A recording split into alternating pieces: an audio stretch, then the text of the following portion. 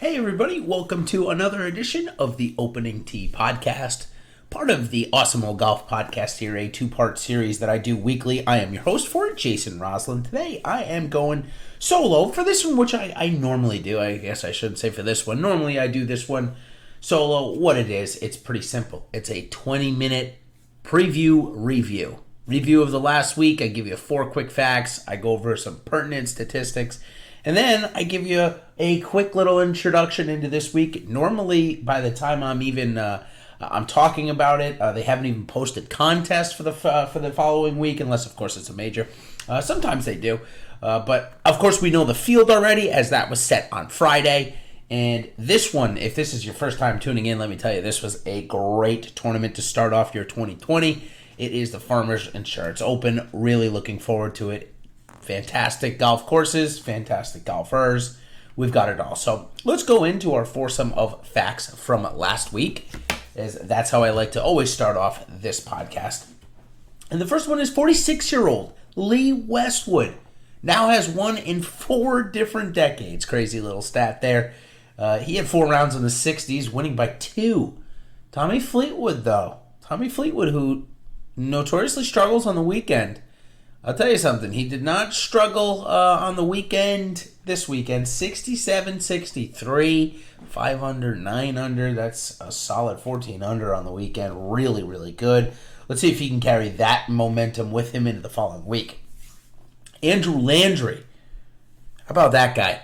Had the tournament in hand, lost it, then all of a sudden got it back. It was crazy, and I got to be honest. If you were watching the telecast, he threw in a dip, like right on the 16th tee, when the camera panned back to him. And that honestly, that changed the circumstances around. He went par, birdie to finish after he threw that in. So maybe that leveled him out a little bit, because he had just come off of his first 2 bogeys, maybe of the week, I think it was. And which brought Abraham Ancer, of course, back into a tie for first after Ancer had gone 9 under. So really, really nice there. Really great stretch of golf. And then Andrew Landry, really nice to finish. Abraham Ancer, who I just mentioned as my third fact, continues his hot form. He's getting strokes everywhere right now, hitting greens, hitting fairways. So it just shows what Abraham Ancer can do when he puts it all together. We talked about him quite a bit, as he was part of my core last week. So no surprise, Abraham Ancer, a great week. Scotty Scheffler had a late run as well, part of my third bullet here. But in scoring events, Scotty Scheffler really excels. So what do I mean by scoring events? I mean where a winner and a majority of the field that are in the top 10 at least, or you know what, let me put it this way. Let me put it a different way. When the top 10 is minus 19, you can expect Scotty Scheffler to be inside of that. Again, excelling in this type of format, in this type of, maybe not this type of format with the 3 courses, just excelling at easy golf courses. We haven't seen his game yet. I actually don't know if he's in the field this week, but we haven't seen him play a difficult golf course. He is in the field this week, so that's nice. I'm glad we'll get to see him play Torrey Pines South, a top 20 hardest course of the year last year, and see if his game can translate. Obviously, he gets to North Course one day. That's easy. So expect to see Scotty Scheffler on the weekend because of that.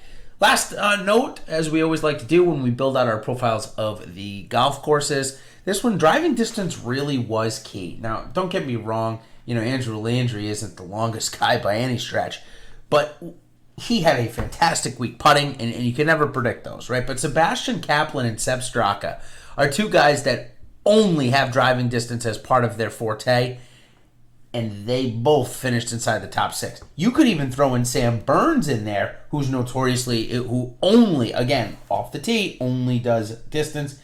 He fired I believe it was a 9 under 63 on Sunday. Sam Burns flew into the top 10. All 3 of those guys inside the top 6. Really interesting to note there. Okay, so let's go into my highs and my low for the week. Abraham Ancer was part of my core. He was the high for sure. But Aaron Wise, Wyndham Clark, I had a Nick Taylor. Oh, Nick Taylor. Nick Taylor cost me thousands with that miscut on Saturday, shooting 2 over. You can say that, and I'm sure everybody has that story. I didn't make it sound like singular to me, but certainly did. He was part of my FanDuel team that ended up still coming in the top 5 in a lot of contests, but with Nick Taylor there. Anyways, Nick Taylor, Aaron Wise, Wyndham Clark were just all terrible, all missing the cut. Very close to the number as well on all of them, but they took away pretty much all of my good teams. And Scotty Scheffler was the highest owned golfer, and I was matching the field on DraftKings, but he wasn't in my top 4 lineups on DraftKings. So that's the problem there. It was not a positive week for me because of that. He was on my 5th lineup, and that didn't get it done. Abraham Answer was on my top lineup, but I ended up bubbling the $444 Aaron Wise with a miscut there, and the 6 of 6 percentage was close to 10-ish%. So a tough one to cash there when you don't have 6 of 6, even with having Abraham Answer second. Not many people had Landry. I don't know if anyone did in that $400 contest. So those are my highs and lows for the week. About a minute there. Quick recap. I was still able to profit on FanDuel, but a loss on DraftKings means an overall loss for the week. All right, let's move into the not your average missed cut segment.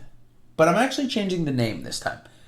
And it's not just this time, I'm going to change the name for going forward, because these are some of the best stories in PGA DFS or DFS golf, in my opinion at least. It's the cut sweats. They're so unique to the sport and so vital to the success of your lineups each and every week. So this is not your average cut sweat. Sorry, I just jumbled my words there. Cut sweat. So since we only have strokes gain data for one round, it's mostly going to be situationals based on their score on the last hole that they got. But I do have one because, of course, Aaron Wise missed the cut by 3. And guess how many strokes he lost on the stadium course on Saturday on cut day? You guessed it, 3.3. So brutal there. Just Aaron Wise missing putts left and right and missing the cut because of it.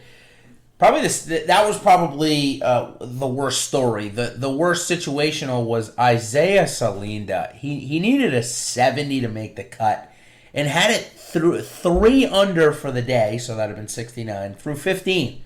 All he needs to do is just, come in 1 over through the last 3 holes. He goes bogey, bogey, bogey. Oof. Brutal. Isaiah Salinda playing on a sponsor's exemption too. Really needed that. Brutal. Just absolutely brutal. Next we got Cam Percy. He needed 3 under there on the back. He did all the hard work only to get a bogey on 17 and could not birdie 18. That was brutal. Fawn Taylor. Oh, man. Broke some hearts this weekend, that's for sure. Or made them, as he was so highly owned.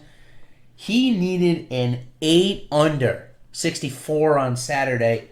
Got it to that number, headed to 17. Ended up pulling it left into the water, made bogey, only to follow it up with a birdie on his 18th hole to get it back to 8 under. Wow. Crazy stuff. I, of course, was on the other side. I did not play 40% owned Vaughn Taylor, and he ended up definitely making some money for some people. I saw him in a couple of lineups in the $400 on DraftKings. I think he came in second there. So just some big time points for Vaughn Taylor. Lucas Glover was on the other side of that playing with Vaughn Taylor. He also needed 8 under. He got it to 7 under through 16, but ultimately could not make a putt in the last 3 holes where Vaughn Taylor did. So that was just an interesting cut sweat there. A couple of other names. Ches Reavie missed right on the number. Could not birdie either of the last 2 holes to make it.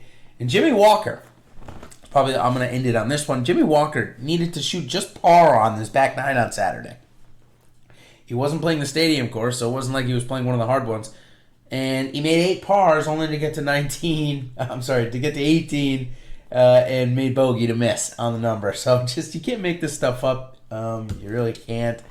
I got this stuff. Harry Higgs needed 27. That's right, a 27 on his back 9 under to make the cut, and shot 29. So maybe some momentum heading into the following weeks for Harry Higgs, and still put up a ton of numbers for your DraftKings lineups as well. I think he scored probably Probably more than some of the golfers that ended up making the cut. So really interesting.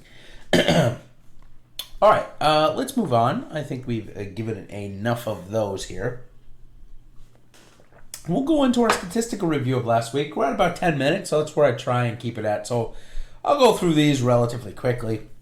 First, I look at off the tee and driving accuracy. Matt Wolff was very good off the tee. K.H. Lee off the tee. This is strokes gained off the tee, sorry. Wolff, K.H. Lee, Ricky Fowler, Charles Howell, Scott Harrington, Johnny Vegas, Landry, Champ, and then followed by Gillick and Scheffler. The crossovers, when we look at driving accuracy, was K.H. Lee, Ricky Fowler. K.H. Lee was first in driving accuracy, followed by Paul Casey, Andrew Lindsay, Ricky Fowler. Troy Merritt was 4, Bud Cauley, Sepp Straka, Scott Piercy, Rory Sabatini, Knox, and Answer. So the only 2 crossovers, or 3 crossovers, were K.H. Lee, Ricky Fowler, and Andrew Landry. So interesting to note there. Strokes gained on the approach. So again, this is only 2 rounds we're looking at, too. I wanted to make note of that. The other stats are 4 rounds, the GIR and the driving accuracy. Those are 4 rounds, but the strokes gained on the approach and the any strokes gained information is only 2 rounds. At most. Of course, if you miss the Saturday cut, it's only 1 round. Okay, so strokes gained on the approach. Kevin Na, again, the second tournament in a row that he's actually played in, that his irons have looked very good. Sepp Straka, Matthew Neesmith, Ryan Moore, Sebastian Munoz, Martin Laird, who missed the cut, Tom Hoagie, and then Michael Gellerman, who missed the cut, Michael Thompson, who missed the cut, followed by Ben Martin and Vincent Whaley. Okay, when we look at greens in regulation, Abraham Answer led it, and then Sepp Straka, and Ryan Moore. So 2 nice crossovers with strokes gained on the approach. Definitely something to keep a look at. Tony Finau, who's number 1 in that category this year. No surprise. Cam Champ, Paul Casey, Andrew Landry, and Scotty Scheffler. So interesting, Cam Champ, greens in regulation. Maybe his irons are coming around a little bit. I was complaining about them at the Tournament of Champions. We'll see. Going forward, he is in the field this week. Next, strokes gained putting. So Andrew Putnam, no surprise, blew away the field. Another top 10 for him. Christopher Ventura, Abraham Answer had a good week. Adam Schenk, Brendan Steele for the 2nd week in a row, and Chesson Hadley looked good, along with Andrew Landry, of course. Okay, next we got putts per GIR. So Andrew Landry, Scotty Scheffler, Sung J M, Andrew Putnam. And then Enric Norlander, we'll throw him in there too. In the worst putters, Aaron Wise. That's the only one I'm even going to mention because that's the only one that matters. All right. So I think that's good for this week, for last week's review. The DFS contest, no split lineups. Maybe I'll end it on that. No split lineups. Needed almost 700 points to win the $5 this week. Holy moly. So let's turn our attention to the beautiful Torrey Pines and the Farmers Insurance Open. So this week, it's such a good week because it brings... It normally is sandwiched in between the championship games for football and the Super Bowl. So, who really cares about the Pro Bowl? And it normally brings an elite field. And especially since Tiger's been back, he's come every year. And no surprise to Tiger to come to this event. Loves this golf course. And it's a major style golf course. Now, they'll use 2 golf courses, that both courses on the municipal property. Of course, owned by the city of San Diego, if you don't already know. The North and the South course. The South course is the main one. The North course measures 7,300 yards, whereas the South course measures 7,700. So quite a big difference. The North plays much, much easier. Was in the top 10 easiest last year in terms of scoring average for the 2 rounds played, whereas the South course, for the 3 rounds it was played on, average top 20 in hardest, which is, again, no real surprise. The par 3s for the South course are 200, 221, and 223. So definitely some long irons in play with proximity from 200 to 225 yards. Definitely in play there. 175 was the 4th one. And the par 4s, there's only going to be one under 400, measuring 390. Then you got 450, 480, 460, 460, 420, 440, 480, 504. So definitely some beef to these par 4s this week. I think you can suspect scrambling and strokes gained around the green to be relatively important, especially the long irons that you're going to be hitting into these greens, I can't imagine you're going to hit all these greens by any stretch. So definitely a very difficult, tough task ahead of them for the golfers on the south course. North course, you got to score on. There's no doubt about it. Of course, for majors, they don't use that other golf course. They just use the south one. So that's why you see such a discrepancy in the scoring average for the winners between when you look at majors here played here, which the next one we're actually going to get next year. So we'll have a different golf course for the Farmers Insurance Open, I believe. Maybe not, though. Don't hold me to that. I could be wrong. They might use both, just like they did Pebble Beach last year, and totally transform that course. So let's move on to the field as we approach our 15-minute mark, and we'll talk for just about 5 minutes about the field and what we can expect to see this week and what the pricing will be. First, it's a pretty normal PGA Tour event, as good as the field is. So it goes by for rankings to get in, and of course of the winners of past previous events, money exemptions, sponsors exemptions. There's even some open spots there as well, some open qualifying spots as it is the Farmers Insurance Open. So we'll get 4 Monday qualifiers. Sponsor exemption that I want to talk about briefly was Doug Gim. He found one last year, I believe it was, and had a chance going into Sunday and ended up shooting 75 to come into a tie for 20th. But still a pretty good paycheck, earning close to $100,000 for Doug Gim in that start. Still a big-time opportunity for some of these sponsors' exemptions this week, which, of course, if you're interested in those, we'll be going over those tomorrow night in the Shot 3 from the Tee podcast, which I'll be joined this week by Matt Jones again. So tune in for that. Okay, so the field. We broke down who can play here, and who is playing here is 38 of the top 100 in the world. Wow, gotta love that. So almost 38%, obviously. Pretty good at math for that one, huh? 5 of the top 10 in the world are here as well, highlighted by Rory, Rose, and Rahm, followed by Tiger Woods and Xander Schauffele. For the top 10 in the world. So I just wanted to go with 3 R's there in a row because why not? It rhymes, or maybe not rhymes, it just flows off the tongue. Then you've got a really good middle of the pack contingent as well with guys like Sungjae Im, Colin Morikawa, Scotty Scheffler, and sure, why not? Let's throw in Jordan Spieth, Hideki Matsuyama, and the alike. So really, really deep field. That'll make DraftKings pricing super interesting, in my opinion. I think they could go a lot of different ways, and one of the most interesting things that I just mentioned, Sungjae Im is playing again. He was 11,000 this week and 20% owned. Previous week he was 9,600 and he was 26% owned. So is DraftKings now? Of course, this is a much different field than the last 2 weeks. But it'll be interesting to see because DraftKings can't price him in the 8,000s because he'll just be 100% owned. So it'll be sorry to repeat, but that'll be one of the focal points for me is if DraftKings says, you know what, he's so highly owned, people are love to playing this guy. We're just going to price him higher than he should be and get into the 9.5 range in a field like this. So definitely a point of interest for me this week will be Sungjae Im. But he's not the top of the board. That goes to Rory McIlroy. In my eyes, no doubt about it. He's just outplayed Rahm in a lot of cases. I get him coming in 11.9. I know that's maybe a little expensive, but we saw Justin Thomas at the Sony Open come in over 12. And I think Rory, he's not going to have the same odds as Justin did that one, but I think that they're going to put him up there above the 11.8, 11.9 range. I got Rahm coming in 11.7 as a previous winner of the event. DraftKings always likes to, excuse me, I think I'm going to swallow a bug there or something, sorry. Rahm, former winner of the event, I got him coming in at 11.7, so both guys above 11.5. And then I've got that big drop to Tiger at 10.9. Even though Justin Rose is the defending champion coming off a second-place finish to Matt Kuchar out in Asia, I got him coming in at 10.5 because I think they're going to go Xander at 10.7. They've shown the propensity to try to throw him in these high 10s. Might even price him above Tiger. I'm not sure on that one. But still, I'm going to go Tiger 10-9, Xander 10-7, Rose 10-5.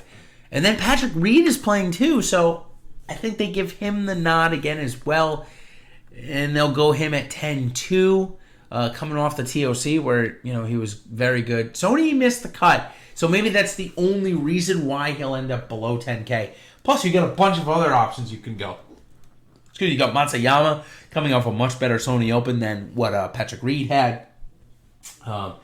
You've got Sungjae Im, who I've mentioned. You've got Scotty Scheffler coming off of a top 5. You got Tony Finau and Ricky Fowler, both coming off of pretty good weeks. Fowler a top 10, who's the highest priced guy and one of the highest owned. So a lot of different ways that DraftKings can go with that 6th spot. In my opinion, I think I've got the top 5 correct.